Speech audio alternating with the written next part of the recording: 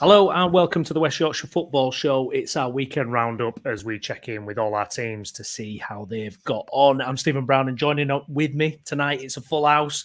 We've got Stephen Downs, Jason Booker, Gareth Walker, Lewis Sale, Christopher Bell, and also we're hoping Mr. Shaman Stats, aka Dave Foy, will be joining us a little bit later as well. If you're watching us on YouTube, please do like the video and subscribe to the channel. And if you're watching along on Twitter, please do like and retweet us as well. And if you're listening again later on Spotify, please do leave us a rating and a review. Okay, lots to get through. We haven't been on for a couple of weeks. We had a little international break ourselves, I think. But we're back. We're ready. I won't say everyone's fit and healthy, but we're kind of in the process of recovering, I think. We are going to start in the Championship, and we are going to start with Leeds United. A first loss in 2024. It's unusual territory for us this year so far, Jason. For what it's worth, my thoughts, because I know we had a little bit of back and forth on our WhatsApp group at the weekend, didn't we, about opinions on what we thought of the game. And for what it's worth, my opinions, I thought it was a poor performance. I did think it was a poor performance. I didn't think we got going until we were 2-0 down. And by that time, it's almost like, come on, don't put yourself in this situation in the first place. However, I've seen some of the online reaction, and I think there's even tweets questioning Farker and get rid of Farker, and that's just like got to be trolls from another club, surely. But yeah, Jason, we didn't get to do a post-match reaction, but what did you make of it overall, mate? It'd have been interesting doing a review straight after the game because obviously we've been so good in 2024. Dealing with a loss in the post-match would have been quite interesting.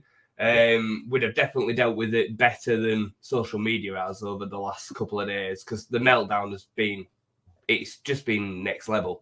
I mean, I've obviously been quite unwell for the last 2 weeks, and I've made myself a million times worse over the last 2 days, just trying ferociously arguing with people over. I've seen some of that, Jason.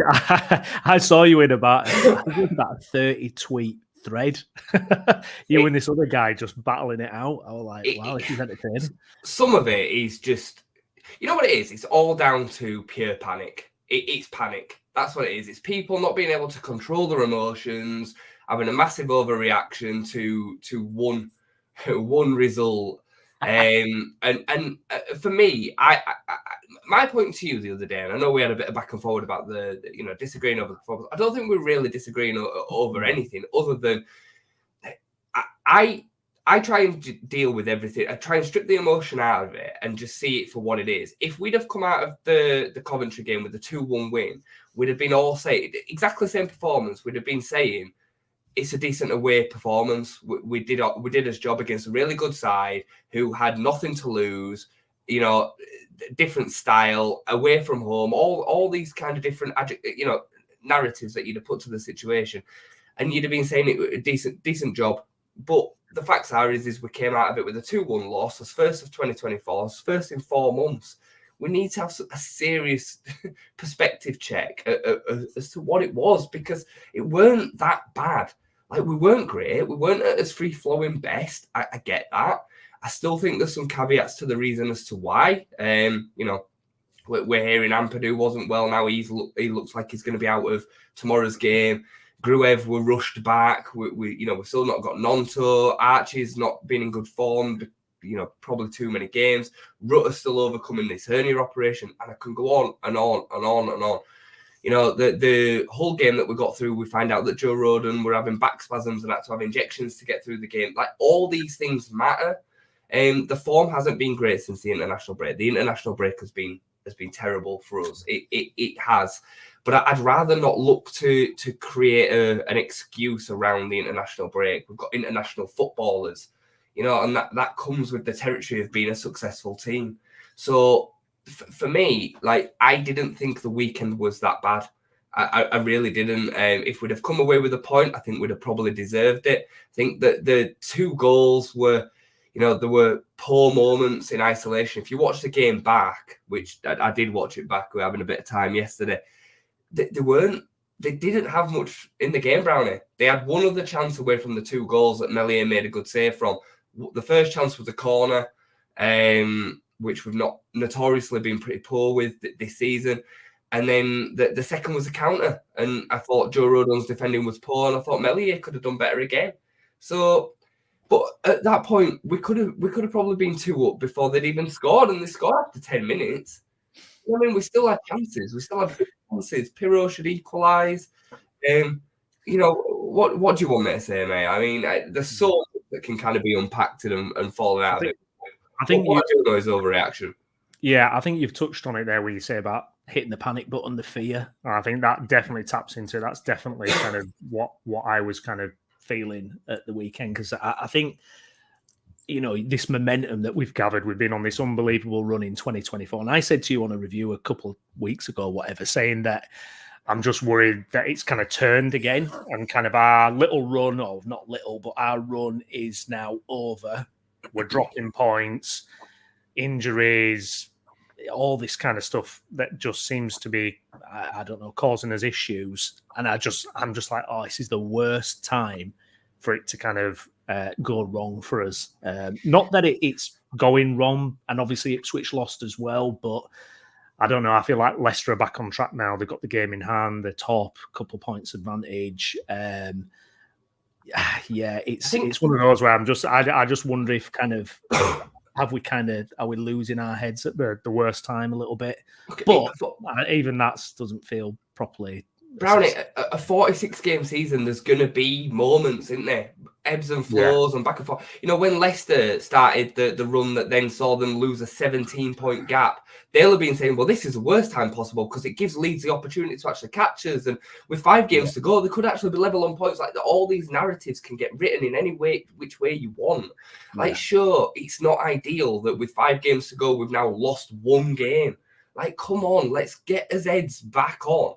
Right, we've got 3 really winnable home games. Southampton aside, I think on the day they'll probably not have much to play for. It'll be the last game of the season. The 2 home games that we've got this week are absolutely massive. We've got Sunderland tomorrow and Blackburn on Saturday. They're massively winnable. If we don't win both them games, again, I've said this before this season when these moments have hit, we don't deserve to finish in the top 2. Given the standard that this season has been set at the top of the division, you have to be near perfect. So at home, we need to take 6 points. There's going to be other twists and turns. Ipswich have got Hull away and Coventry away. Something that I just realised doing a bit of recce before coming on. After the few games that we've got now, there's a period where we will have played all but one of our games, and Ipswich will have 3 games left to play. So we will have Southampton left to play, and Ipswich will have 3 games left to play. So we really should be able to create a gap to Ipswich, regardless of whether they've got games in hand or not. Points on the board are what matter. So we've actually got a position to be able to set ourselves up to be really strong going into that last Southampton game. Put a lot of pressure on Ipswich going to Hull and Coventry away. So there's loads to play for. It's 1 point. Ipswich lost. They weren't good again. They weren't good against Southampton. They deserve to lose that game. They weren't good against Blackburn. They deserve to lose that game as well. So they'll be having the exact same conversations that we're having about our form. The more pressing elements for me, Brownie, the issues that we've got running into the game tomorrow. Yeah. Ampadu being out. Pascal Stroik's still not being back, and he's not going to be back for the rest of the season. That's now looking huge. Gruev not being 100% because I think he's absolutely massive to the way that we play. Is Cooper going to have to come back in? This issue with Bamford, I mean, they are the issues that are more pressing me, but we should be going into the game against Sunderland tomorrow and winning that game and winning it comfortably. They've got to get hold of themselves. Yeah, it's that thing as well. Obviously, there's a lot of debate around about Bamford now as well. And I think some of the criticism's been really harsh on Bamford. But is it time to freshen it up? Is it time for Joseph? For me, Joseph looks ready. I don't think you will be losing anything putting Joseph in over Bamford. I really don't. And I think the problem with Bamford is when he came back into the team, there was almost no expectation because everybody thought he's done. He's not done anything for a while. He's injury prone, etc., etc. It's done. So there was very little expectation, and he's done unbelievably well. he's done unbelievably well since he came back in. But I feel like that's another thing that's kind of turned now. That wheel has turned again, and maybe it's time to get a Joseph in, or just what's the harm in trying something a bit different at this chance? There's a reason that Joseph's so highly rated on the international scene, isn't there? Whether it was with England at youth level further back, or I remember when we were talking at Guiseley the other week, Jay, about the fact that he's now is he on the switched alliances to the under 21s for Spain? Yeah. In Spain, they're talking about him for the next big thing. There's a reason there's a lot of hype behind him at international level. And if it's their international level, as you say, if you need to freshen things up now's the perfect time. Look, I mean, for me, we've got a manager in Daniel Farke that's trusted Archie Gray out of position all season. So if Joseph was the best player for the position right now, he would play him there. He would absolutely play him there. I don't think he's got any fear or allegiance to Bamford. I think he sees Bamford as the best option. When this run started, it started with Patrick Bamford coming back in and starting in the 9, allowing Gio to then go back into the 10. The statistics on the back of the game the other day, the player that ran the most in the first 65 minutes was Patrick Bamford out of the whole pitch. But he's missing chances, though, isn't he? But I get the running, but he's missing chances, isn't he? He's missing chances, Brownie, and this has always been the thing with Bamford. He's always missed chances. This was the same under Bielsa. We're having this same conversation 4 years ago under Bielsa. Exactly the same conversation. We brought Nketiah in, Nketiah started games. Leeds didn't look as good as when Bamford was there. Regardless of whether then he finished that chance or not, the rest of the play didn't look as good as when Bamford was playing.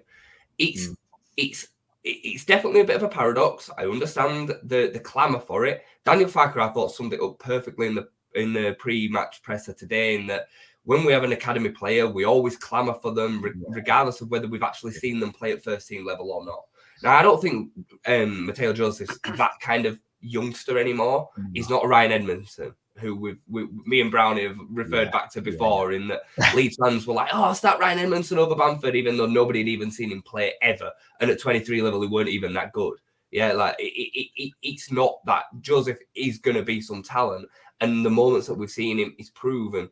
Chelsea, especially in the start, he's shown that he can do that. My gut feeling, though, Brownie, is that if we were to see Mateo Joseph start tomorrow, I don't think it'd be the recipe that you're thinking it would, and that a lot of other Leeds fans are thinking it would be. I think you'd get to the 60th minute, he's probably, had one chance. Imagine he misses that chance that Bamford misses early, and his confidence shots to bits. And then you're left in the 60th, 65th minute, looking to the bench and thinking, I've got to bring on Patrick Bamford, who is not an impact player in the slightest. Bamford is useful to a team when he starts the game, not when he comes on the 65th minute. He's not a natural predator goal scorer. We're just saying that he can't finish. So it's a real fine balance. I am not saying that it's the wrong call to start Mateo Joseph, but I'm just saying that there's a whole lot to unpack around it that just isn't as simple as, Joseph starts and then everything will be fine. Because the performance wasn't just not great because of Bamford at the weekend. There were several bits. Exactly, and I think it's unfair for it even to be so much about Bamford. I don't want to seem like I'm criticising Bamford. I think he's been fantastic in this run. I would like to see maybe Joseph come in, though, and just change it up. And it's not a slight on Bamford. It's saying, let's see what this guy can do, who's made an impact every time he's come on. Maybe it's time for him to get his full game. But I totally agree. It's the world of a striker, that Brownie. It's the world of a striker. But, no matter what level you play at, if your number 9 is not scoring goals or missing a lot of chances, he's going to get stick real quick. So I get it. But a lot of fans don't watch the game to its entirety and see what difference it makes on the whole team. They just see that chance or read Twitter and see that he's missed the chance and just say it needs to be dropped. That's it. Is there a bit of a concern about the goals that you're conceding in a moment? Because obviously you were so rock solid in your back for games and games without conceding a goal in open play. In the last few games, you're conceding, in inverted commas, quite soft goals. For me, without creating that narrative, like you were saying, which I agree with both of you, that for me would be a little bit of a cause for concern going into the end of the season. Yeah, no, you're absolutely spot on. I think, especially in the counter attack that Cov scored from on at the weekend, he, had you right, just basically had the freedom of the box. We've seen patterns. Yeah, the second Yeah, goal. with Rodon's Yeah, miles away. we're seeing patterns of play that we've not seen for months. Certainly not since Ampadu and Rodon have played together at the back. I think a big part of that is Gruev. Gruev being fully fit, he's so intelligent as that defensive midfielder that kind of just plugs all the holes in front of the back line. We have always been susceptible to set pieces. I mean, even throughout the run of not conceding them goals, we still were conceding goals, but they were always from set pieces, even though there weren't many. But most of that had to do with the control that we were having over the game and the fact that we just didn't really concede much possession or chances in general. So, yeah, it is a bit of a concern for me that the way that we dealt with the counter-attacks at the weekend were a problem. But I think Kamara was still extremely under the weather, looking at his performance and then the fact that it came off at half time. I think Archie's, I thought he was really leggy at the weekend. I don't think he was good. He struggled at right back and then in centre midfield. I think Gruev was still carrying the injury that he was carrying. And I think all these kind of things are adding to a bit of that. But yeah, you're absolutely right, Lou. You're absolutely right. Get ready for the playoff, boys. Get ready for the playoff. Please don't even say that word. Just mute him for 25 minutes. I've seen Byron picking out the fact that he's smiling in the background. It was the win-1 game, man. They're still in bottom 3. Shut up, Steve. Get too unwell for you, boys. Too unwell for your shit. Bamford to miss the chance in the 89th minute to take Leeds United up and fails miserably by skying it over. I can see it now. And I'm blind and I can see. Concentrate on yourself. What were you going to say, Browner? He's so annoyed. Lee, so annoyed. We've got a comment from Steve's number one fan. Hey up, Steve. Love your comment. I'd even stop watching Rising Damp. Are you being served and whatnot? You're a comedy genius. There you go, mate. I think we've got a love-hate relationship, me and Lee, there, haven't we? So, yeah, just in terms of tomorrow, because obviously it's concerning Ampadu potentially out. You know, what do you do then, Jason? Are you looking at Cooper again? You know, Cresswell's been out all season. He's not played at all. I mean, that's a huge concern, isn't it? It really feels like we're patching together a team at the moment. Yeah, and I mean, I think, again, I said this before the weekend, it's not about performances. It's just about getting the win over the line. It's about winning the game and taking 3 points. I've seen some people calling for Cresswell over the last couple of days to give us more of a threat from set pieces and to make us better at defending set pieces. It makes zero sense. And I'm talking before Ampadu was even discussed as being potentially out for this game, bringing him back into midfield and then starting Cresswell. Makes no sense. We don't really even know if he's a top 6 championship centre-back. We don't really know how ready he is to jump into this team. He's played twice all season, I think. We saw him earlier on in the season in the Cup. He was awful. It was terrible.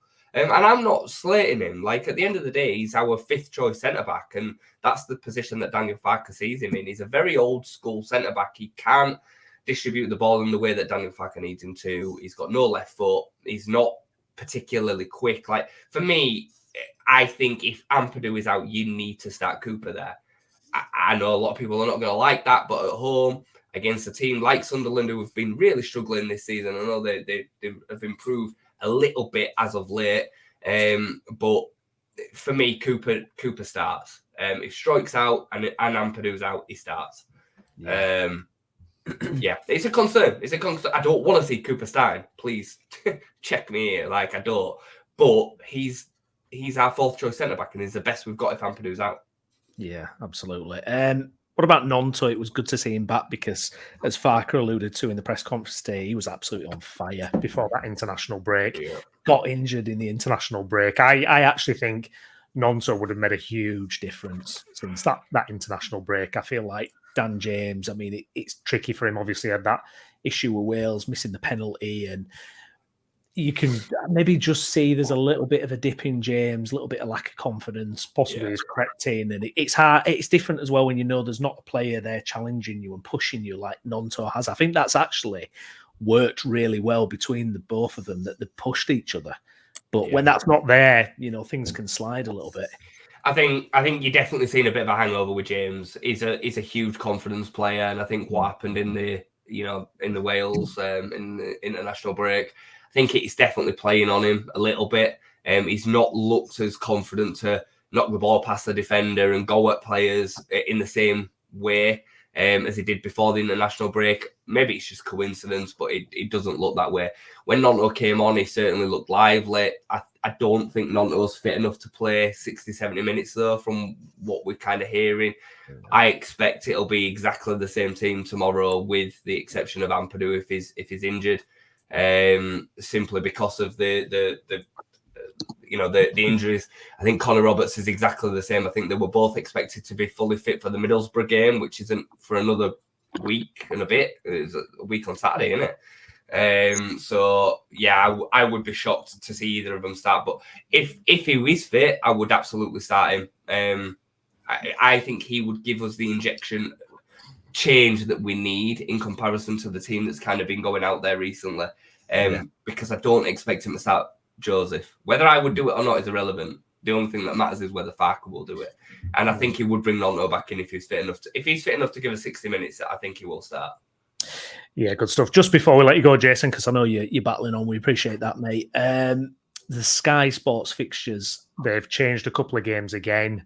The gap between Middlesbrough and QPR game now is shortened. How impactful do you think that's going to be? We've been here before with this, haven't we? I mean, I shared it with Ollie the other day, didn't I? 29 times we've been on Sky Sports this season already. And that's before... that's by the end of the season that will be. It's unbelievable. I mean, it's more than, at the time, Liverpool, Arsenal, Man City. It's more than all of them. It's incredible. It's absolutely incredible that we've been on that amount of times. And, away from the issues that it creates for fans and rearranging hotels and transport and days off work and all the rest of it, which is a pain in the back end. The lack of planning and being able to properly recuperate in between games becomes really difficult. It changed the two fixtures, the QPR and the Middlesbrough game. That should have been a 6-day gap. It's now 3 because I've moved them both. They've moved one to a Monday night and one to a Friday night from Saturday. It's unbelievable. The one thing that I will say in return to that, however, is that I do believe that Ipswich have it even worse, because I think theirs have fallen Friday and Tuesday or something like that, or Sunday and Wednesday or something. The gap in between their two games, when I was looking earlier, I'm pretty sure is even shorter.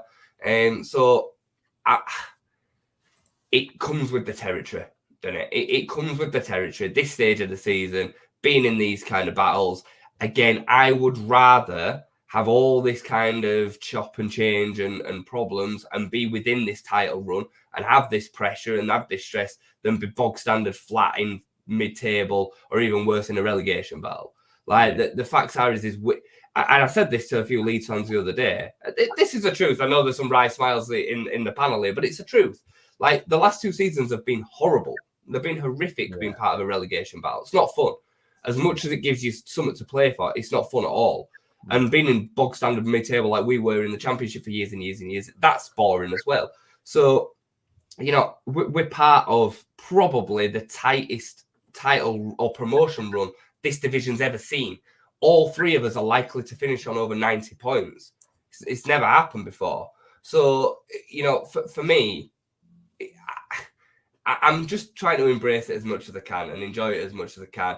And you know what? If we can watch it on Sky rather than on the radio, then good. Benefits. There's benefits. Yeah, benefits us that can't get to go to, especially the away games. So yeah, just strap in, mate. 5 cup finals. I believe in Farker. I believe in the boys to do it. I think we'll win tomorrow. I don't think it'll be easy.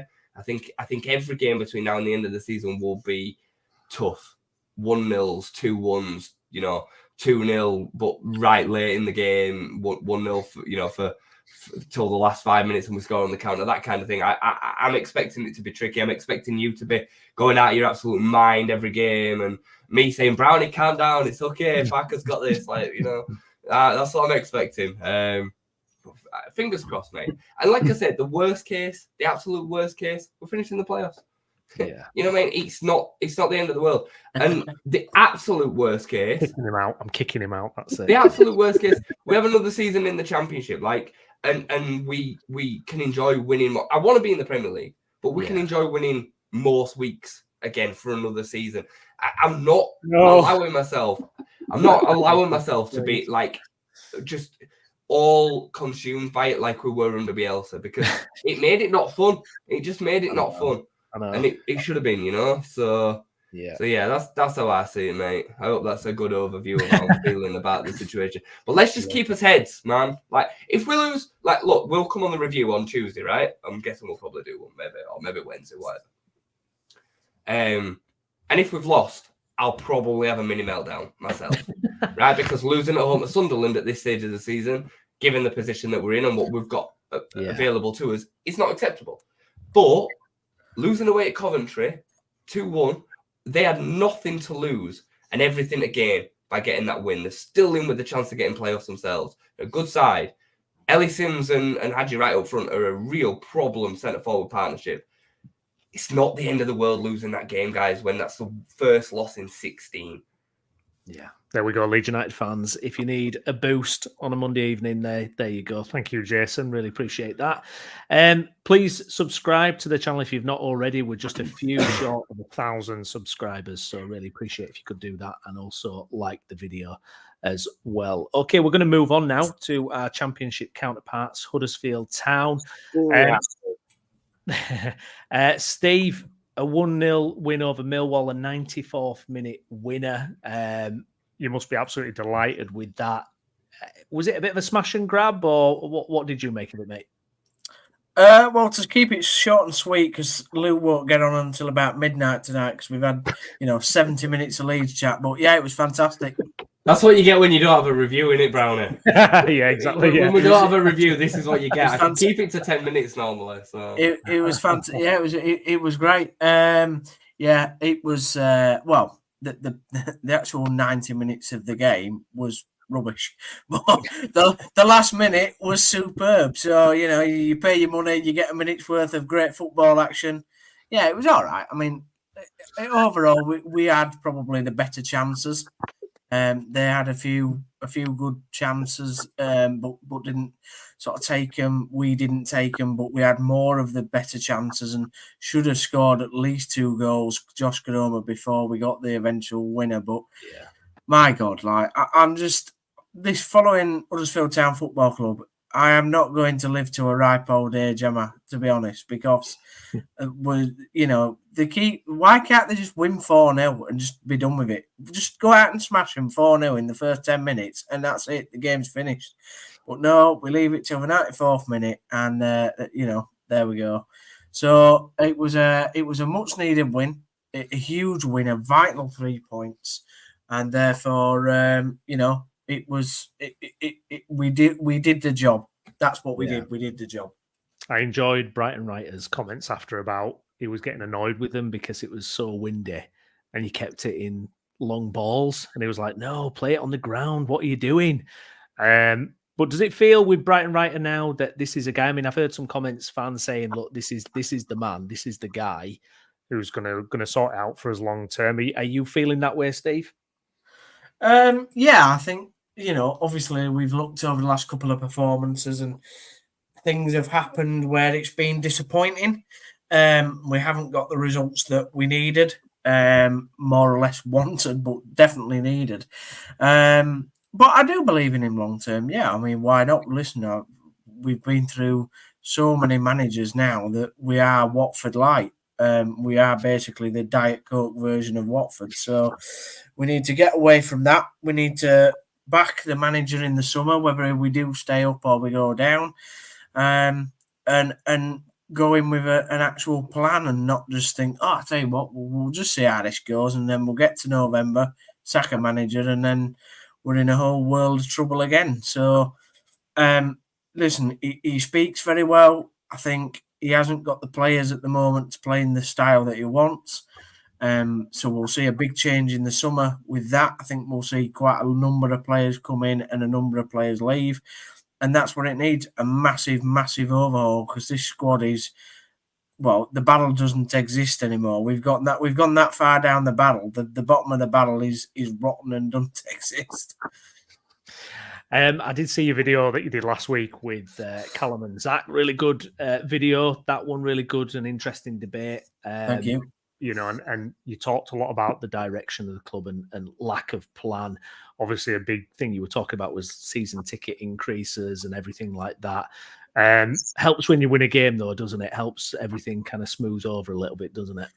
Yeah, of course it does. Winning makes happy people, and happy people means a club that is trying its best to survive. Because before the game just gone and for 90 minutes within it, it just seemed like we were just rolling on to, a draw. And again, we sat here saying, well, that's another game that's passed us by because we haven't got any point. Well, we got 1 point, but it doesn't really help us. And, instead we've come away with 3 and things are looking slightly more positive going into tomorrow now away at Preston, although we've not won there for 326 years. So I'm not expecting great things from tomorrow, but then we've got Bristol away and we've not won there for 225 years, but it's slightly better.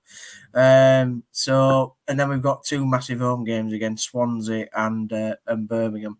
And Ipswich on the last day, hopefully by the time we go down there to the Tractor Boys, the promotion race will be all done and dusted. They'll be top 2 with Leicester, and we can just sit back and relax the absolute carnage of the rest of the division because we'll be safe. That will make. Do you know what? If that happens, I might even make the 79,000 hours down to Ipswich. You never know. If you do survive, though, are you wanting to see a bit more of a said plan in place? Are you wanting to see it not to be another season of struggle? And how do you create that really from the position you're in? Bloody hell, Brownie, let's get this season over and done with first. We're not safe yet. Jeez. I know I'm positive and that, but we need another 7 points, I think, to stay up.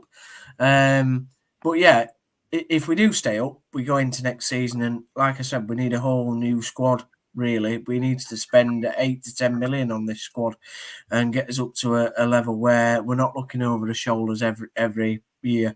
And I think he will do that. It's just he does need to back Brian Writer, and Brian Writer also needs to put a plan in place for how he wants to play. What type of players does he want to get in? Where does he want to get them from? Because obviously we know, unlike when Wagner was our manager, it's more difficult now to get players over from Europe. So, he's got that problem to face. So there's a lot of positives at the moment, far more positives than what I was 2 weeks ago. But, let's just see where we go because, as we know in the Championship, things can turn around very quickly. Yeah, absolutely. What do you think Kevin Nagel's thinking about it all now? Do you think he's kind of enjoying this, or is he surprised that it's this hard? Sorry, Brett. Kevin Nagel. Oh, Kevin Nagel. Well, Kevin was there on Monday. He was there at the Stoke game, I also believe. Probably didn't enjoy the Stoke performance like the rest of us that watched it. But he, I know that he obviously did a bit of a diary after the game the other day, and he enjoyed it very much, the win. But I think he will want to get this season over and done with as soon as possible, and hopefully, that is by staying up, and then he can put what he thinks is his big vision on the club as a whole. I know a lot of things are going on behind the scenes at the moment. A lot of changes are being made, backroom staff, office staff. There is a lot of change there. There's directors being taken off the board, which you would expect them to be replaced. So, there's a lot of change off the field. We just need the on-field bit to do its bit and keep us up for one last miracle. And then hopefully as a football club, we can move away from this absolute carnage every season of being in this position. Be like Bristol City. Just have a nice, calm 10th place finish. That would be lovely. I mean, I'm happy to come on here and be boring every week about, just sort of being 10th and loving life. Them 2 games you got coming up, though, Steve, against Preston and Bristol City, they're winnable. Yeah, they are, Lou. I mean, the thing I'd say, Preston are just about saving their own skins for the playoffs. But I think, if we beat them, it's over. I don't see that. I don't see them getting the playoffs if we take points off them. So they have to beat us really. Bristol, they're mid-table anyway. They're not going up. They're not going down. So hopefully they're on the beach. So yeah, they are winnable, Lou, and they're not great shakes. I mean, let's be fair. You know, Preston are not the best footballing side, and I know Bristol City have got a few handy players, but overall, you'd like to think if we're on as best and you know, the players are really up for it, then why can't we go away to Bristol City and beat them? It's just historically, Lou, them two grounds have been horrendous for us over the years. Yeah, I just think for you to have the chance of staying up, I know it's so, we were saying it one week, it's so close in that relegation battle, but I think if you go and potentially get 3 or 4 points out of them 2 games, that really puts you in a really good position to stay up, I think. But I think if you lose both, then you are on downer again, aren't you? I think just to butt in there, I think the championship at this stage of the season just becomes a bit silly, doesn't it? It becomes silly season, in like results just fly all over the place. I mean, I know we've joked back and forward, Downsy, about last day of the season. I wouldn't be surprised at all to see Town go to Ipswich and get something from that game, because there'll be so much riding on it. There's going to be so much flying around. I genuinely think that we could go into the last day of the season with Huddersfield, Sheffield Wednesday both standing a chance of staying up, and Ipswich and Leeds still both going for second, and Leicester might even still be involved in that. I think they'll probably won't be, but they've got West Brom and Southampton themselves before the end of the season, so they've got the games that they'll probably drop points in. And Leicester fans, they'll be looking at the fixtures that are coming. They've got Plymouth and Birmingham in the next 2, so they're going to be going into them thinking, we're going to get 6 points, but Plymouth and Birmingham both scrapping for their lives. So, The thing I'd say is, look, it's like Blackburn going away and winning 5-1 or whatever at Sunderland the other night. You know, these freak results happen. We haven't been playing well. We didn't play well in the Millwall game, but we got through it. But it's the Swansea and the Birmingham game. That's where I think we need to get our 2 wins, personally, both at home. Just go for it. I agree, Lou. I definitely agree with you that they are winnable games. They're not, you know, we shouldn't go into them just hoping for a draw. We should go there and try and beat Preston and Bristol City. I just really, really like it not to go to the final day where we're needing to go to Ipswich and win. And particularly in the fact if they need to win the game, because I don't fancy his chances at Ipswich. I just don't. I think there's that's too much pressure, and I think that pressure will collapse us, to be honest. I was going to ask that question, Steve. Well, at this moment, would you take that? Would you take it if you have the chance to stay up and take it to that last day? Would you take it at the moment or not? But you kind of answered it, so I won't ask it. Well, what if I had a choice of? If I had a chat, going down or taking it to the last day, at this very moment in time, with the position and the fixtures and everything else coming up, if you could take it to the final game, would you take it or not? No, I'd beat Swansea, Birmingham, Bristol, and Preston, and not have to worry about it. But yeah, I know what you're saying. If it meant that we had to go to the last day and we had to win it, then yeah, of course. That's far better, 100 million times better than whatever relegation looks like. I don't think that's the question, Steve, is it? I think if the question is given the potential for it going badly between now and Ipswich and the Ipswich game, if it was given to you that you were going into that last game of the season with a chance of still staying up, would you take it now or not? Yeah, of course you would. Yeah, of course you would. You'd be daft not to. Your Preston and your Bristol City games are a huge chance to take the pressure off the Birmingham and the what's the other one? 100%. Swansea. Get anything at Bristol City and God, my mind's gone blank. Bristol City and Preston, then you're taking the pressure off Swansea and Birmingham big time, aren't you? Those games, it'd be really nice going into them if you've got something like these 2. Bristol City is a tough game. They're a good side. I think they are, Jay, but they've got no to play for. They're on the beach. They're not going up, not going down. That can go either way. That can go either way, though. Yeah, they had no to play for when they beat Leicester. Yeah, you can. Of course, it can. Of course it can. But they can be brilliant. Yeah. Yeah, I agree, Gaz. But normally, when they come up against a team like Leicester, they're going to be up for it, aren't they? Top of the league, Leicester City, players on 80 grand or whatever they're on. You know, they're up for it. Coming up against Huddersfield Town, you know, they might not be up for it. Are you saying that you're a small club, Steve? No, what I'm saying is, in the position that we're in the table, you know, you're obviously going to get up for a game against top of the table Leicester City and maybe not have as much get up and go for playing 21st in the table, Huddersfield Town Football Club. It's not to do with size of club, it's to do with where the clubs are in the table. I'm just checking. The thing is, though, Steve, you often see it go the other way, though, where sides that are, you know, mid-table, nothing to play for, really, on the face of it, actually, shackles are off, go do what they want to do, express themselves, and actually sometimes end up with better results than they had before they were safe. So, Chris, But ultimately, I get it. It's Stockport and Wrexham for you next season, mate. So. See, I don't know why you're smiling, Chris, because like it's going to end badly, mate. Like it is for Leeds. We know Lincoln are crap in the playoffs. They haven't been promoted 6 times through it, so there's no point even entering the playoffs, mate. Just pass your opportunity off. I'm not gonna lie, mate. I cannot tell you how much like if Lincoln don't go up, I would relish a trip to the John Smith next season. You know what would be really beautiful? You know what would be really beautiful, right? Was if Lincoln get promoted. Embarrassing. Town go down and Leeds go up. But what would be even most beautiful was if Town were to beat Ipswich on the last game of the season, but it doesn't even keep them up anyway. So they go down anyway. And then embarrassing, Jay. Are you bothered about amazing, wouldn't it?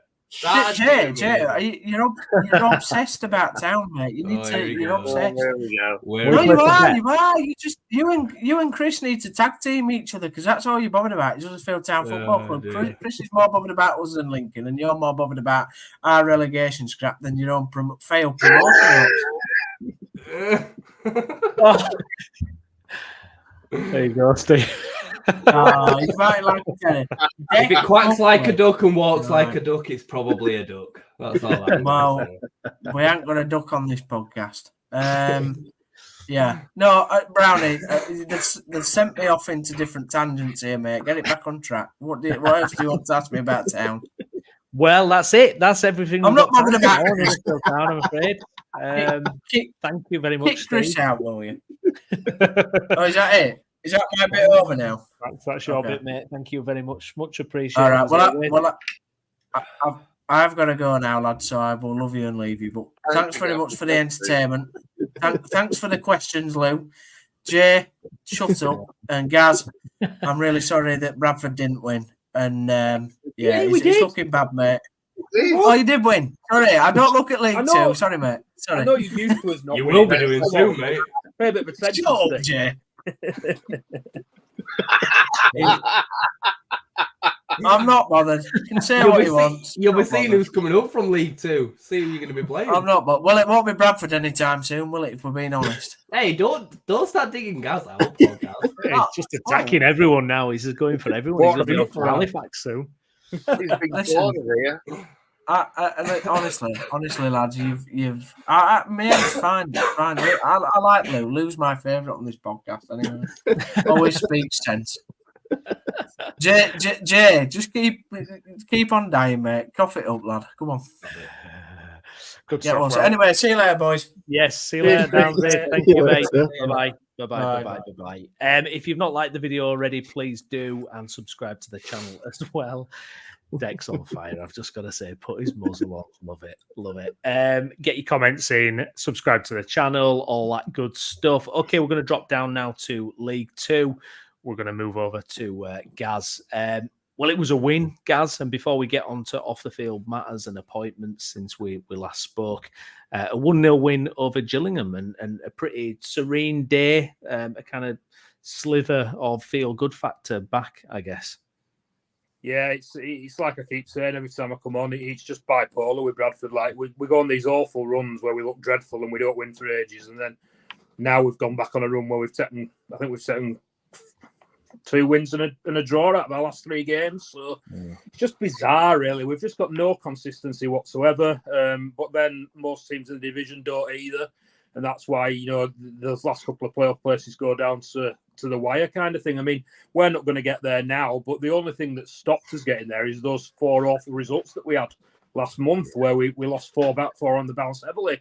And despite how terrible or poor or average, however you want to describe it, we've been over the rest of the season, we'd still be in with a chance for the playoffs. It worked for those 4 games, and that shows you how bad the division is, really. Anyone who puts up any kind of consistency has a chance.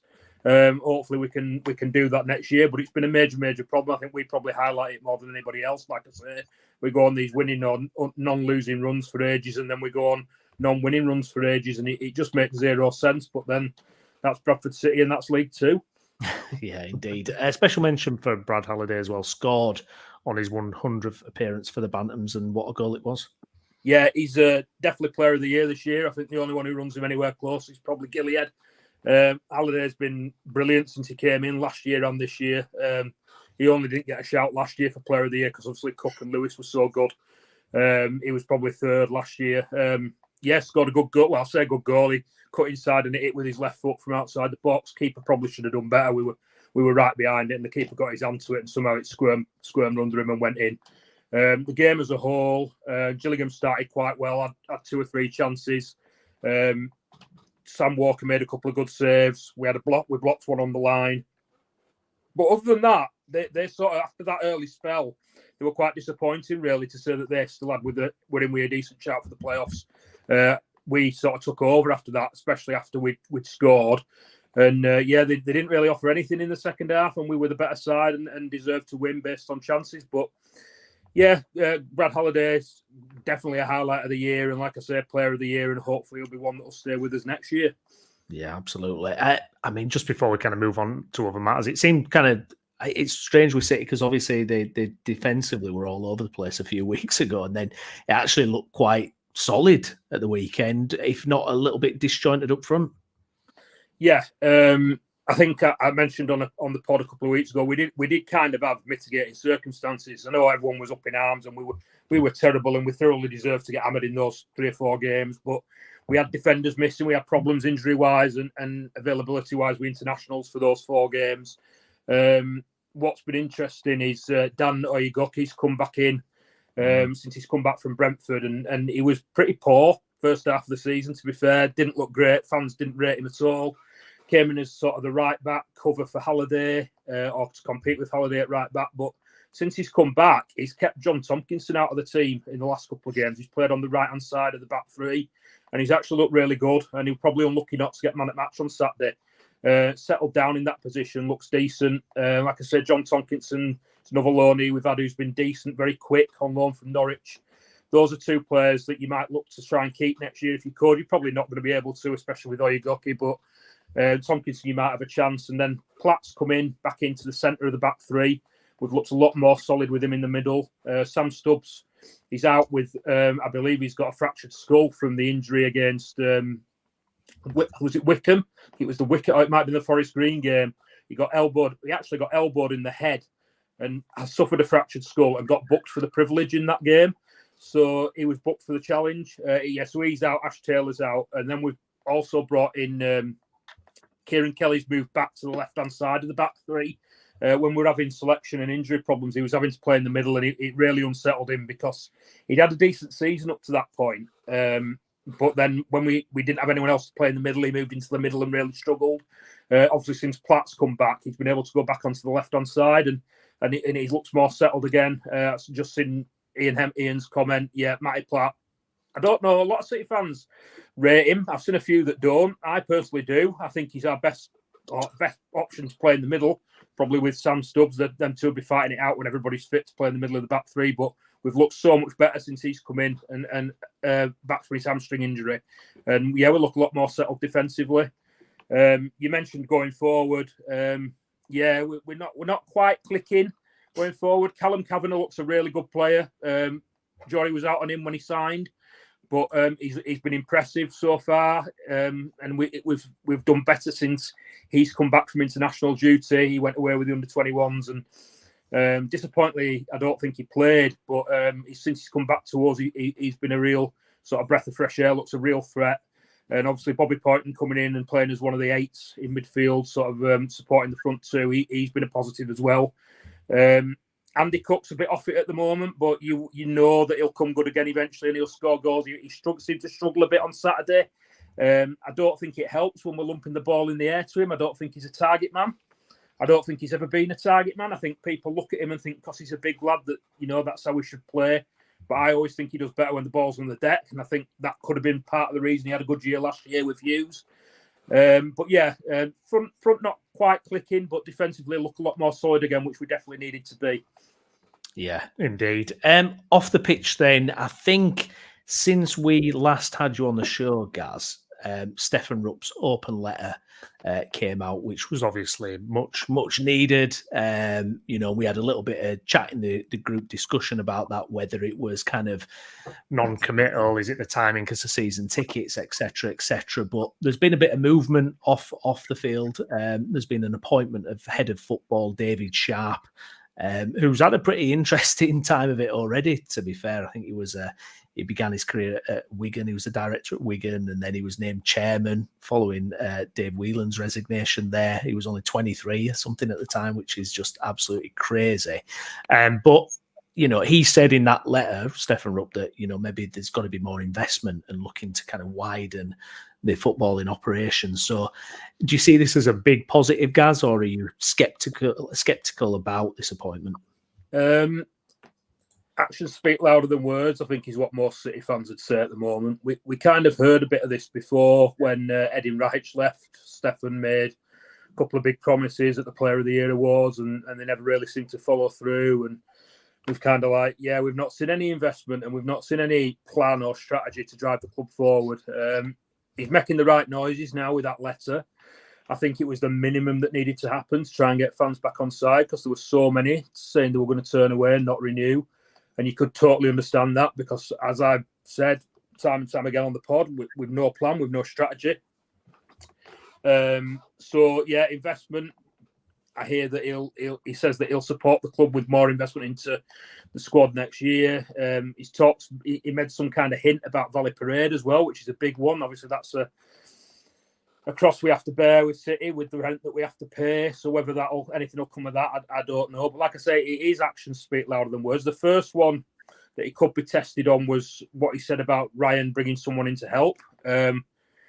He's brought in David Sharp, as you said, who's got a bit of history with, quite a lot of history within the football. I believe that you obviously mentioned he was at Wigan. I think he's either grandson or nephew of Dave Whelan, and that was how he ended up taking over at Wigan after Dave Whelan. He's also been involved at Mansfield as a director.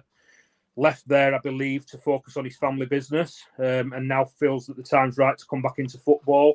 I know, or I'm led to believe, that he's a good friend of Ryan's, so possibly that'll be whether that's a positive or a negative, I don't know. It could be seen either way. Some City fans will say that they would have rather seen someone come in. I mean, the role that he's been described as is head of football operations, which it's a bit ambiguous. I'd like to know what exactly his remit's going to be. And how not a director of football. It's like the words are rearranged, isn't it? It's kind of what actually is it? Yeah, I mean, a lot of City fans were clamoring for a director of football, and when they were talking about that, they were thinking, probably thinking of a person with history as a player or a manager. Obviously, Paul Jewell was heavily talked about. He'd had success as a director of football at Swindon before. He's been spotted at City home games recently, so people were hoping for somebody like that. Now, David Sharp's come in and arguably has more of a.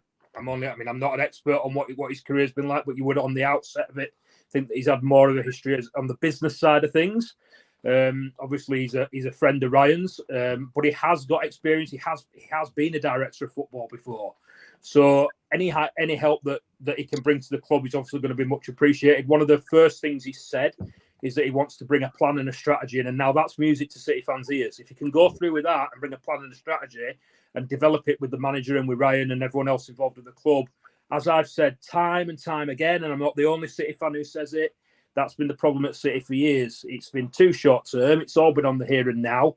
And then when it's all on the here and now, it's all about getting promotion. And as soon as fans then realise that they aren't going to get promoted, it gets toxic very quickly because there's nothing to fall back on. Now, if we've got a 4 or a 5 year plan in place, they can point back to when things might not be working in the short term.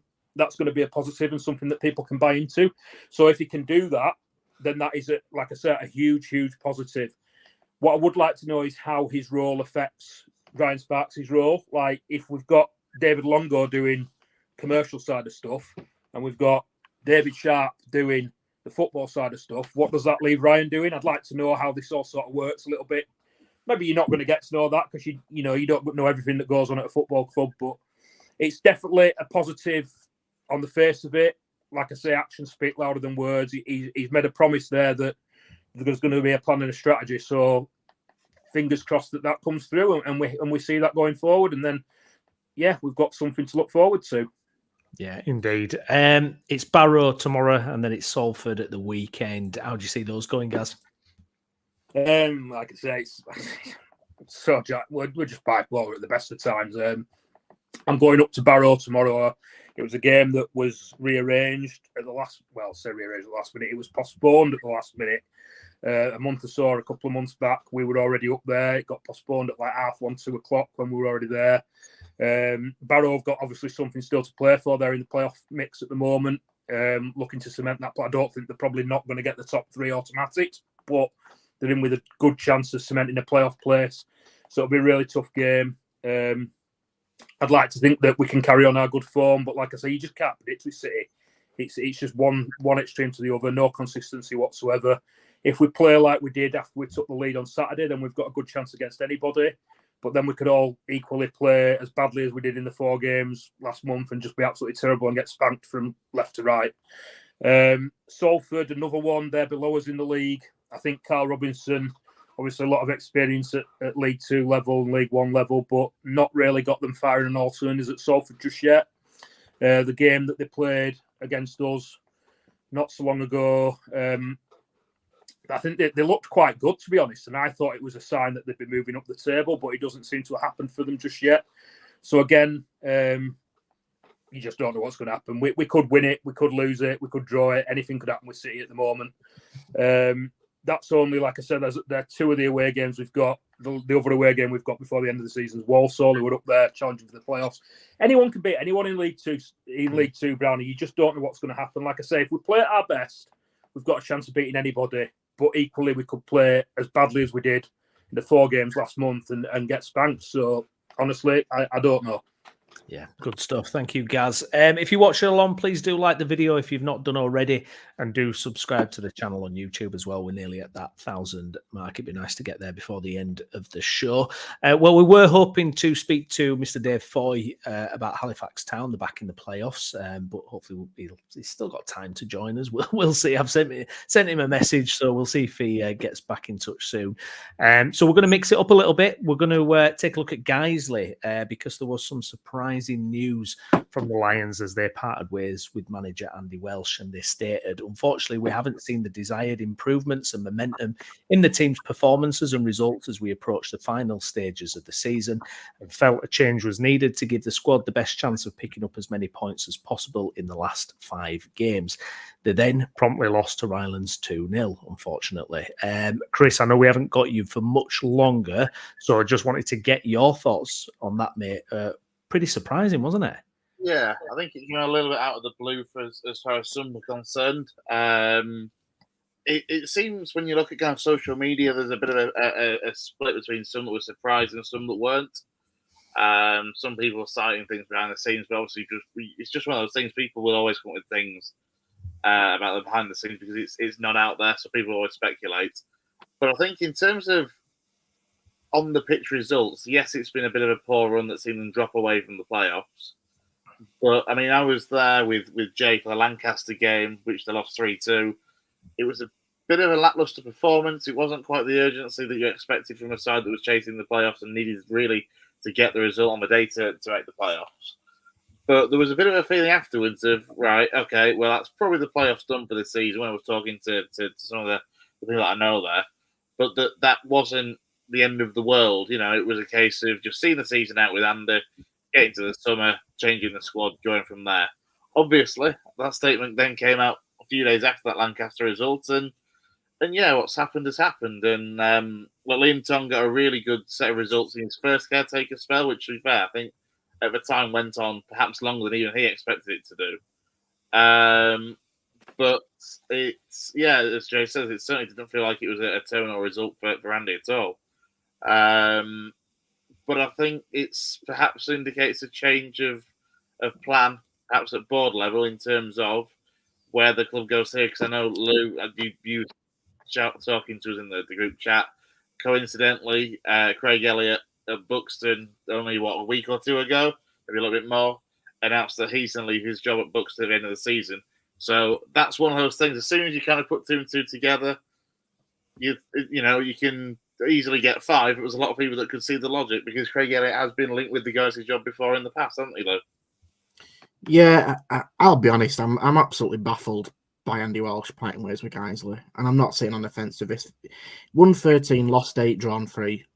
You got guys who are playing some really good stuff, some of the most entertaining football in that division. He's gotten within a whisker away from playoffs, and has still had a chance of getting in the playoffs.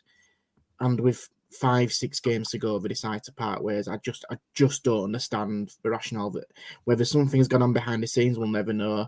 I thought what Andy put out as a statement were really classy. A really classy professional statement that he put out. And unfortunately, let's be honest, I think guys are getting a little bit of a reputation of swapping managers quite a lot in recent years when they never had that reputation before. You know, we've seen with Danny Ellis getting his feet under the table. Yes, didn't have a great start. Next minute, he's gone. Paul Phillips has come in there. You know, probably he's not got a full season on his belt. He's gone. Marcus Bignott and Russ O'Neill have had a lot of time together, both there.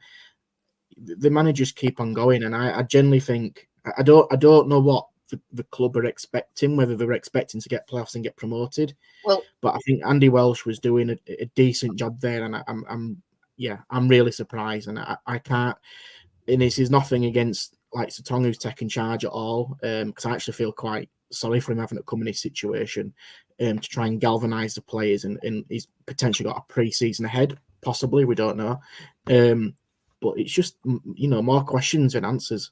So coming back on there, a couple of things there then, Lou. I mean, as you say, about do we think the timing and now suggests that actually there's something in the pipeline that actually they've thought, you know what, not we can do better, because that would be that would, I don't mean to be disrespectful, but that the board are thinking, look, there's somebody out there that actually longer term than Andy, even what they saw with Andy, could be the solution. But also, just quickly before that point, actually, I've gone the wrong way around with these. You made about the playoffs in Andy's statement. Well, obviously, that's Andy's perspective.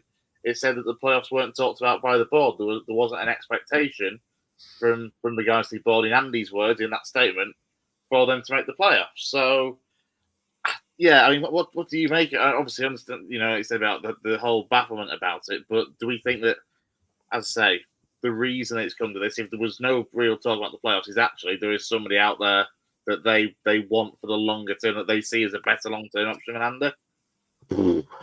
It'd be nice for somebody from the board to come on and explain the decision, because we're never going to know the situation, and I think we've obviously got the one side of the story from Andy at the moment. It would be nice to hear from Guiseley about that, to see what the situation is. I think, regardless of not knowing his situation, I still don't see the benefit in get rid of Andy Welsh before the end of the season, even if the potential got somebody lined up to go ahead next season.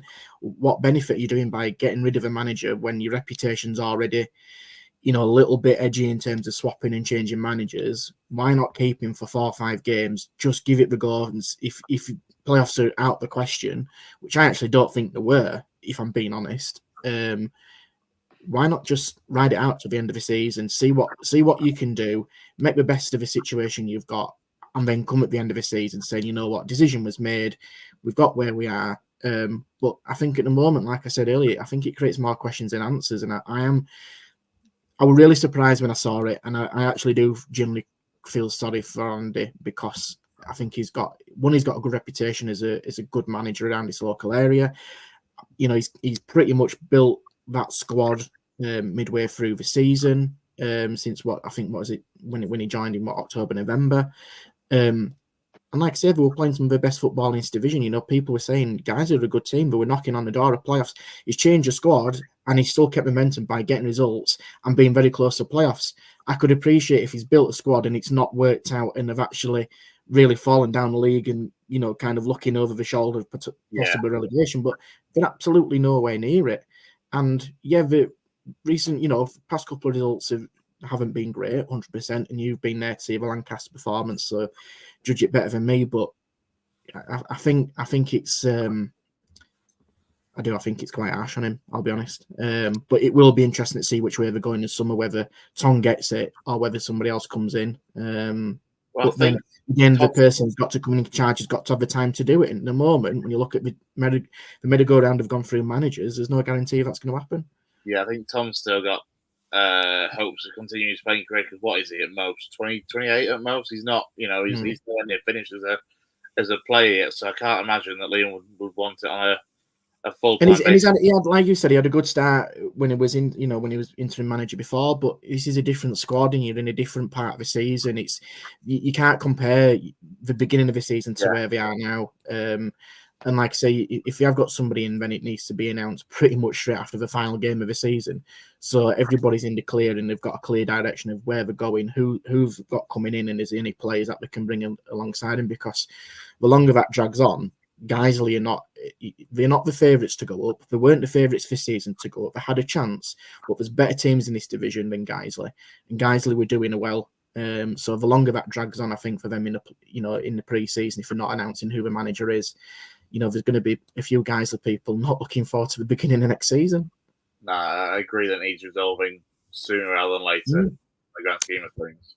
Yeah, indeed. Yeah, just to finish that up, as Chris mentioned, Andy had put in his statement the club never outlined any playoff aspirations, and he did sign off saying, unfortunately, we'll live in a now society in life and football. But yeah, good luck to Andy going forward. It'd be good to get him back on the show as well. We did speak to him during the transfer deadline show, didn't we? So yeah, good luck. Yeah, it'd be good to get him back on. And like I say, it'd be good to hear from Guiseley as well if they're willing to kind of just, you know, maybe elaborate on the situation. But I know sometimes some things can't be said in a confidential, which is completely understandable. But you know, there's got you know, there must be a reason why they decided to go down the direction. When they appoint a new manager, maybe we can answer that question as well. But it's an interesting situation there because, like I say, they stood a chance and they still stand a chance of potentially going up next season, but we've just got to get it resolved, haven't we?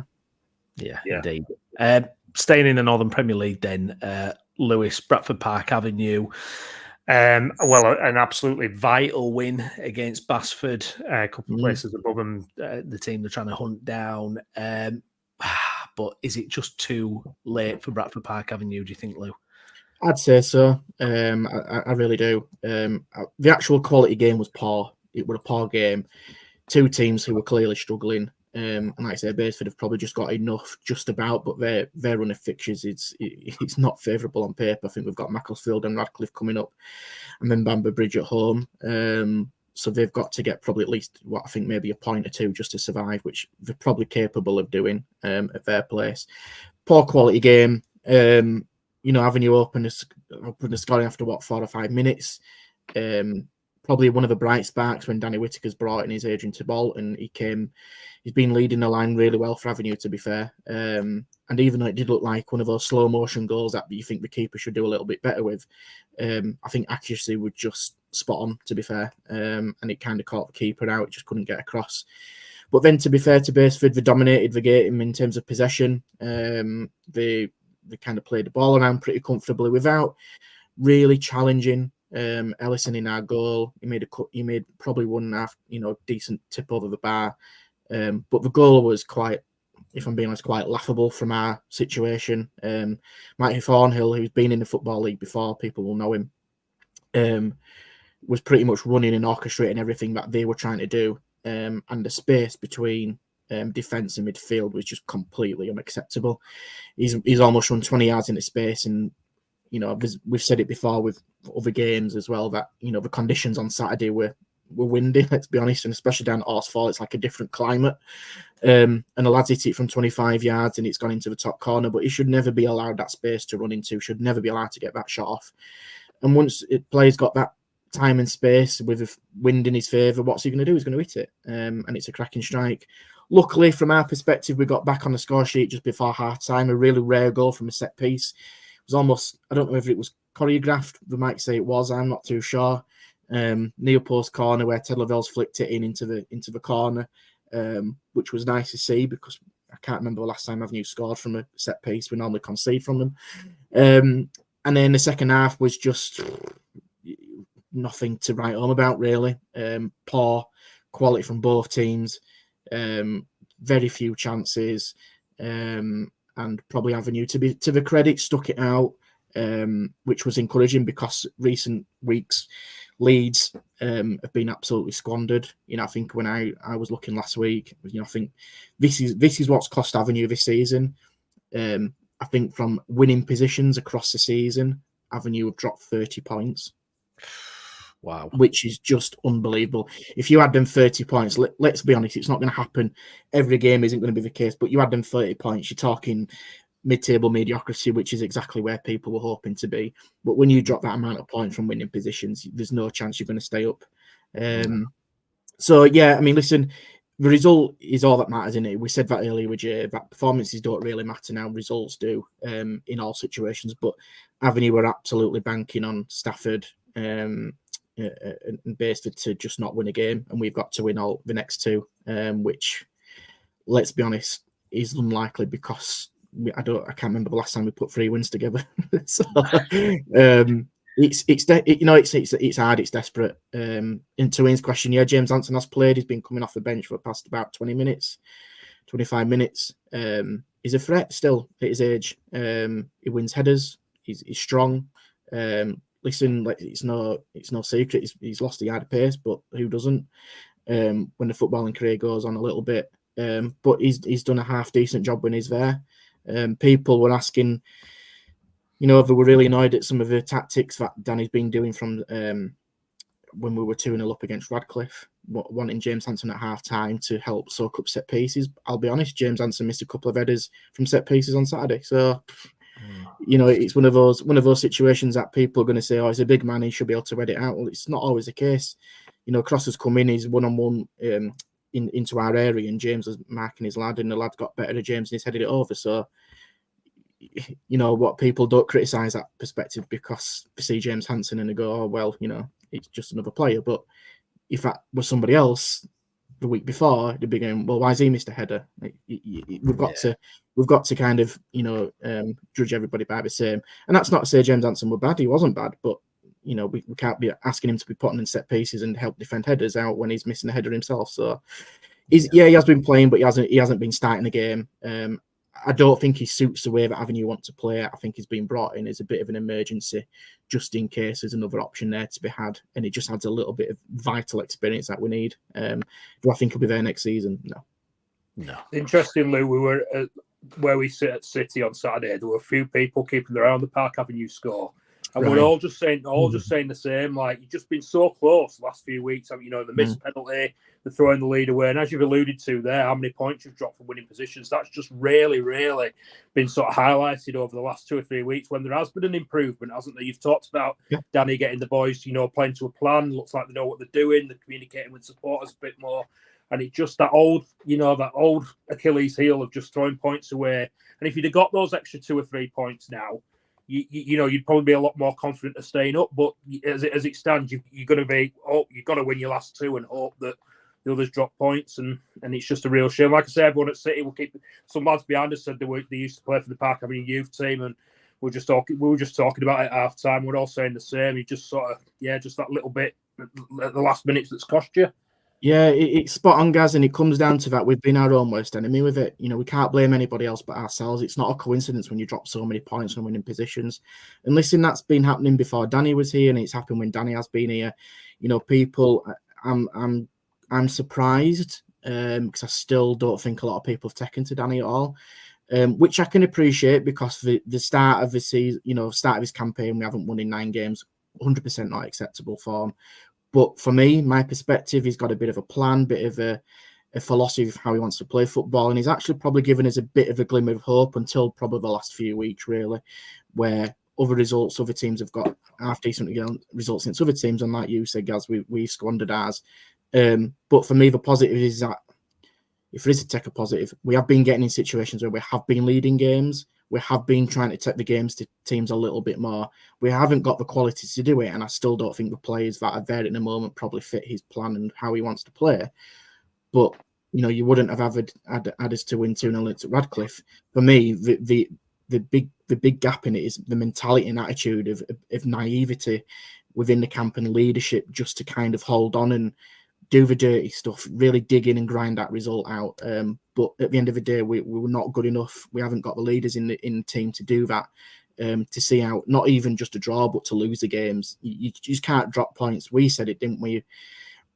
A month or so ago, the points that we dropped, you just can't do it, and we've continued to do it. And listen, I'll be honest, I do back Danny, and people will disagree with me from Avenue, and that's completely fair. But what I do think is that I think he will get his own people in terms of his own players as much as he can do, the kind of player he wants. I'm not saying he's going to get his first choice picks, because I don't think many managers do.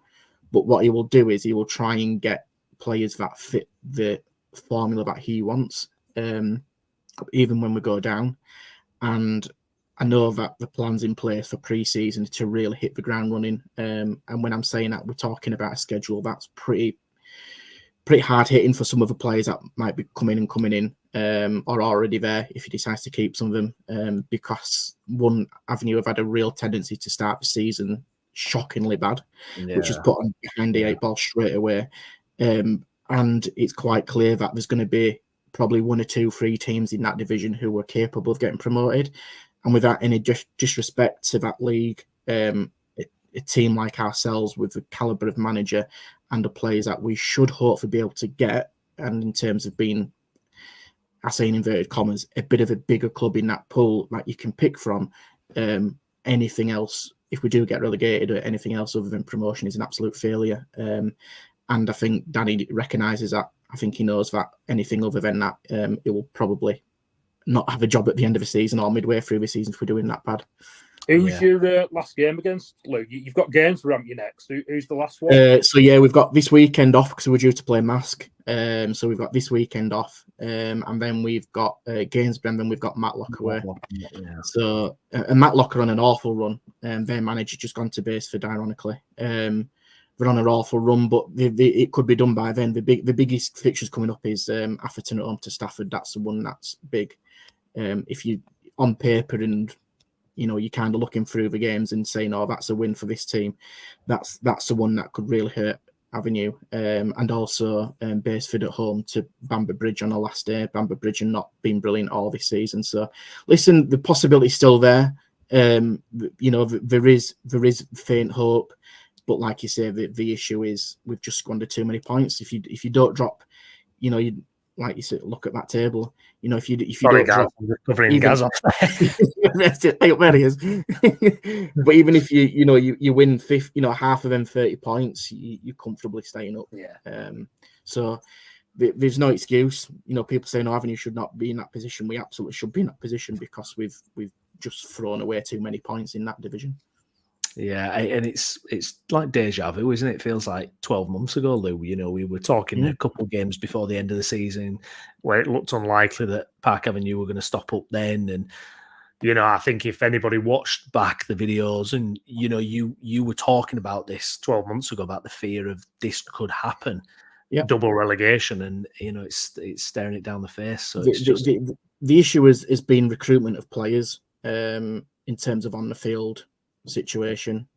Yes, there's been things happening behind the scenes. There's still question marks over that. There's still some stuff I absolutely disagree with of how things are. But what we've got now, in my opinion, is we've got people who are looking after the first team, who are determined to try and make it work. And it needs to work because, like we said, it's kind of been that crystal ball where we're seeing this potentially happening, and it has happened. The squad isn't good enough to stay in this division, in my opinion. Even if by some miracle we do stay up, I think that I'd be shocked if I see more than 3 or 4 players come back next season. Because at the end of the day, last season we've giving contracts to players who were part of a squad that got relegated.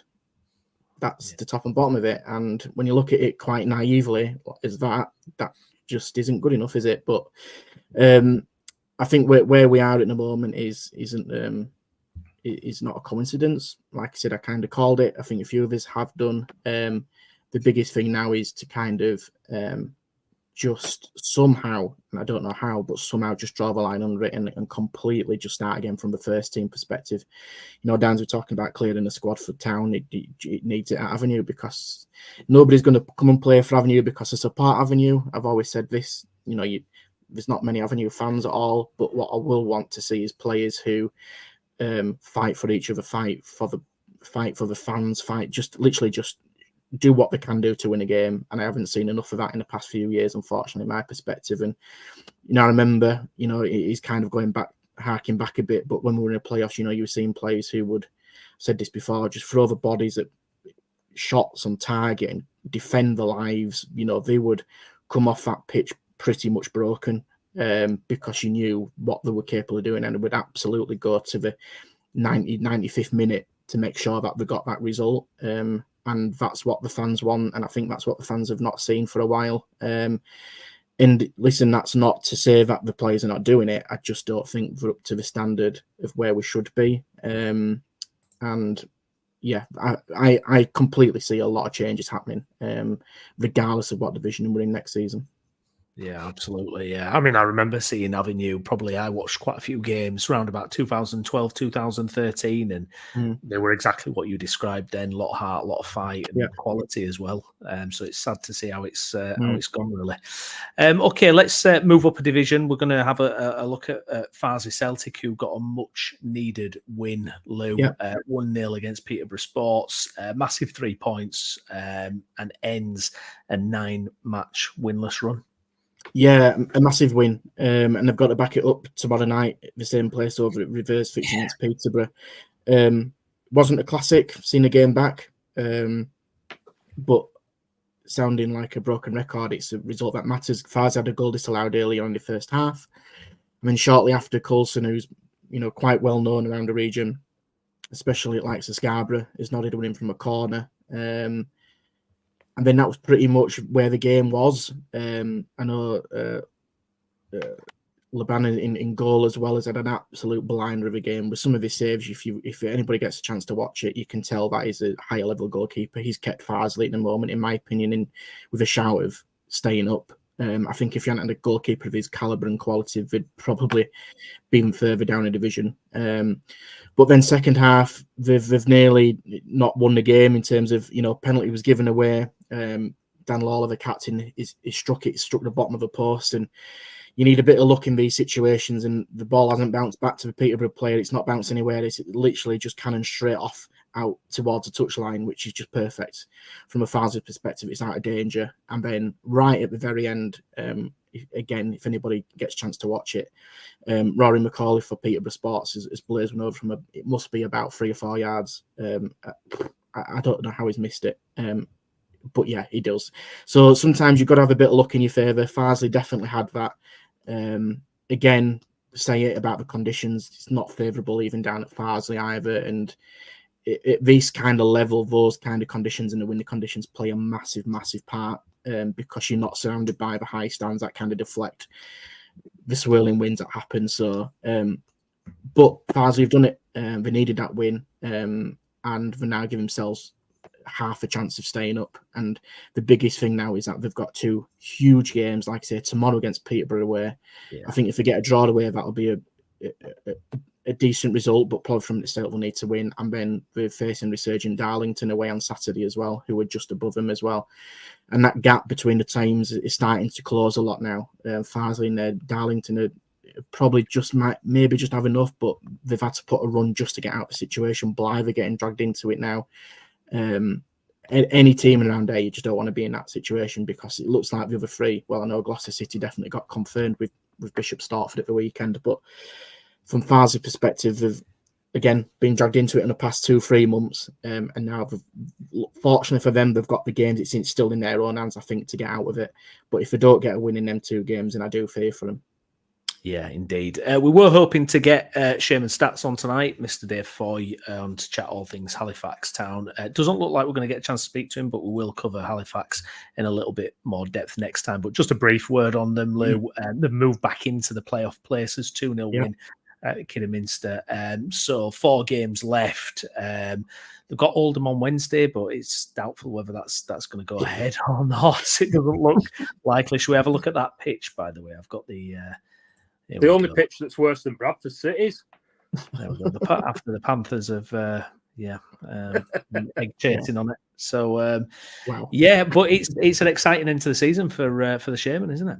Yeah, I think he's still celebrating. That's why he's not come on. Been on the box, haven't they? So he's happy, bless him. Listen, they've done a great job, haven't they? They're just picking up them results. You know, on paper, that's quite a tough fixture to go to, Kidderminster. I know Kidderminster are in a battle and are in the relegation zone, but I'm actually think from Kidderminster's perspective, for them to be still within a chance of staying up to an achievement, because they were poor, in my opinion, in National League North. So they've done a great job, and obviously Phil Brown, people will know him, is in charge there now at the moment. But Halifax perspective, a really solid, again, clean sheet. We keep saying about Halifax, but my word, they just grinding these results out and not giving many teams a sniff at all. Max Wright with a double. His first goal's an excellent little chip over the goalkeeper. It's a really, really smart finish. And then finishes off at the end. I want to be Shaman Stats. I think it's his 6th goal. I could be completely wrong now. I think it's 6th goal of the season. So for Halifax, in terms of goal tally, it's actually not that bad, because we kind of do share it out. We don't have, predominantly one player who takes over. But it's a great result. Still within a really good shout of getting into the playoffs. Like I said, we're taking the last spot at the moment. The game against Wednesday against Oldham, like we said there, is questionable, which ultimately it could either be the downfall or what will help them get through into the playoffs. They've got Oldham, Barnet, Ebbsfleet all to play at home, and then away last game against Eastleigh. So, you could argue Halifax, with the fixtures they've got and the form that they're in, they can definitely do it. And also the interesting point is, the teams who were just above them, Gateshead and Solihull, got through to the FA Trophy final as well. So they've got maybe one eye potentially on Wembley. I've said it before, haven't I expected Halifax to get into the playoffs, and I still think they will. It's just how can they cope, and will they get the games on? And it's one of those situations which I'll mention in a bit about other games where, some other games are now getting moved around to different grounds because they've got to get it played by a certain date. I don't know the situation at Halifax, how long that will potentially go on for. I'm sure they've got to finish the season by a certain time to get the playoffs and the permutations in place. Will they have to move the games to go somewhere else to finish the season? I don't know. But yeah, I mean, that pitch isn't great at the moment, is it? No, indeed not. Lewis, rounding up non-league elsewhere, then what's caught your eye this weekend? So there's a few things to kind of just quickly touch on. So again, Ponty just hanging on to 5th place at the moment in the playoffs. They have played 1 or 2 more games than the opponents beneath them, Belper and Callum, but really comfortable 3-0 win against Winterton, who ironically beat Brighouse 5-1 last Saturday.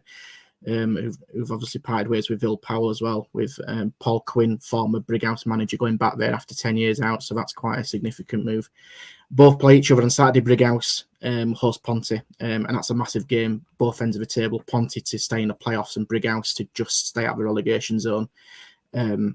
That's going to be a real battle, I think, for both teams. After Brighouse losing 2-1 at the weekend to Cleethorpes, but only 2 points above Grantham who were in the last place of relegation. So Brighouse have just got to somehow scramble points from absolutely anywhere. That defeat against Winterton, I think, was really hurt them. Liverpool didn't play, but the mid-table, we talk about teams having to play away. They've got to play Grantham tomorrow at Ossett. So they're having to move because obviously the situation that's been at Sedge. Ossett remain a point away from relegation. Ironically, Grantham, Liverpool could do Ossett a bit of a favour there because Ossett remain a point, but they have got a game in hand. They've got a really tough fixture on Saturday. And then just quickly as well, I'll just mention on the Northern Counties East League and the North West as well, very quickly. So Emily got announced as champions. Magnificent achievement for the Pewits there, fully deserved. And again, no coincidence that some of them players are serial winners. Talk about James Knowles, who's won trophies at Farsley, trophies at Ossett, trophies at Avenue. He's one of those born winners, and his captain has led his team to another championship title. Campion and Garth have guaranteed home ties in the playoffs. That's really going to be interesting going down to potentially the last game or two. At the moment, Albion Sports occupy that last spot, but Albion have actually finished all their games now. This is where, if you're a fan or somebody connected with the club, this is where it gets a little bit edgy, because Albion have played all their games. There's only one team that can catch them, which is Penistone Church. And Penistone have got, I think, 2 or 3 games in hand. Penistone at home to Silsden, who've obviously missed out now on the playoffs. So Silsden could do Albion a favour. But Penistone, basically, if they win the games, they will actually reach a playoffs and goal difference. That's how tight it is in that playoff race. So Albion will be kind of hopefully probably cheering on the Silsden boys for tomorrow from a West Yorkshire perspective. And North West Counties, this is one I wanted to pick up on as well. And I know the guys have mentioned this on Route 1 in terms of the comments as well, about the Managers Hill being up for a nomination of the Yorkshire Choice Award. So fingers crossed for the guys there. But the playoff race is massive again in that division. So here we go. So on Saturday, potentially, I think it's the last game of the season. All 4 teams playing each other have a chance of getting into the playoffs. You've got Holker All Boys hosting Ilkley, and Route 1 are at home to Exton Villa. Exton beat Steeton to keep their playoff hopes alive. But basically, the winners of those games will get into the playoffs. That's how mental that is, where 2 games are basically deciding the playoffs at the moment. There might be even 1 or 2 games after, but essentially that could come down to those games for those teams to win. So obviously, quite selfish from a West Yorkshire perspective, Ilkley and Route 1, we're kind of hoping and, pardon the pun, rooting for those guys to do it, even after this game. They might have 1 or 2 games after, depending on postponements, to get into that playoff race. And even though it's not connected to West Yorkshire, and I've shared this with you guys, Colne, who are not far away from West Yorkshire, have basically got to play nearly every day for the next 2 weeks to fulfil the fixtures. If anybody gets a chance to look at the fixtures, I've never seen anything like it.